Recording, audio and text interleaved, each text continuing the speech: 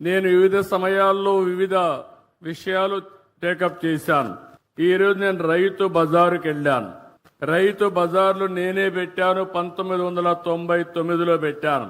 ఆ రోజు ఒక మంచి ఉద్దేశంతో రైతులకు గిట్టుబాటు ధర రావాలి, వినియోగదారులకు నాణ్యమైన తక్కువ ధరకే కూరగాయలు గాని వ్యవసాయ ఉత్పత్తులు ఇవ్వాలని ఆ రోజు ఈ కాన్సెప్ట్ తీసుకొచ్చాం.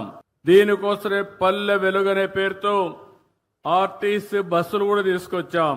వెనక సీట్లన్నీ కూడా ఖాళీ చేపించి అవన్నీ రిమూవ్ చేసి నేరుగా కూరగాయలు అందులో వేసుకుని తెల్లవారితో ఫస్ట్ అవర్ లో రైతు బజారు దగ్గర తీసుకొచ్చి వదిలిపెట్టేవాళ్ళం.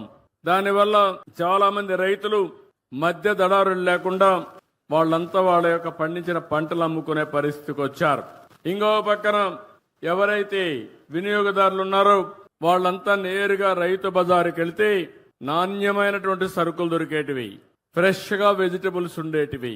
అలాంటిది ఆ కాన్సెప్ట్ మీరు చూస్తే ఈ రోజు 125 రైతు బజార్లే మన దగ్గరున్నాయి. కానీ కారణాలు ఏదైనా కావచ్చు, కానీ కాలక్రమేణా దీనిపైన శ్రద్ధ పెట్టలేకపోయారు. ఈ రోజు నేను చూశాను, ఏదైతే ఇక్కడ చూసిన రైతు బజార్ని ఒక ఆదర్శంగా తయారు చేస్తాను. పక్కన భూమి ఉంది, 6 కోట్ల రూపాయలు శాంక్షన్ చేసి ఒక సంవత్సరం లోపల అండర్ గ్రౌండ్ పార్కింగ్ కూడా పెట్టి ఒక బెస్ట్ రైతు బజారుగా తయారు చేసే బాధ్యత ఈ ప్రభుత్వం తీసుకుంటామని చెప్పి కూడా మీకు తెలియజేస్తున్నా. ఇప్పుడు సబ్జీ కూలర్లు కూడా వచ్చాయి. ఒకప్పుడు ఎన్నో కష్టాలు పడేవాళ్ళం. కరెంటు కూడా అవసరం లేకుండా సబ్జీ కూలర్లో పెడితే మనం ఏ విధంగా పెడతామో అంత ఫ్రెష్ గా కూడా ఉంటాయి.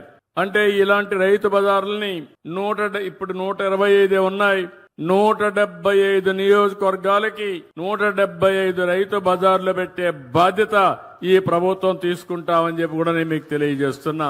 నేను ఒకటే ఆలోచిస్తున్నాను, రైతులకు గిట్టుబాటు ధర రావాలి, వినియోగదారుడికి సరసమ ఇన్ఫ్లేషన్ పెరగకుండా వీలైన తక్కువ ధరకి నిత్యావసర వస్తువులు కొనే అవకాశం ఇవ్వాల్సిన అవసరం ఉంది. ఇంకా ఒకప్పుడైతే నేను హార్టికల్చర్ డిపార్ట్మెంట్ ద్వారా మొబైల్ రైతు బజార్లు కూడా పెట్టాం. ఇలాంటి వినూత్నమైన కార్యక్రమాలతో ముందుకు పోయి మీ ఇంటి దగ్గరనే కూరగాయలు గాని, ఇప్పుడిప్పుడు నేచురల్ ఫార్మింగ్ వచ్చింది, ఆర్గానిక్ ఫుడ్ కూడా వచ్చే పరిస్థితి వచ్చింది. అవన్నీ కూడా ఏం చేయాలో చేస్తామని చెప్పి కూడా నేను మీకు తెలియజేస్తున్నాను.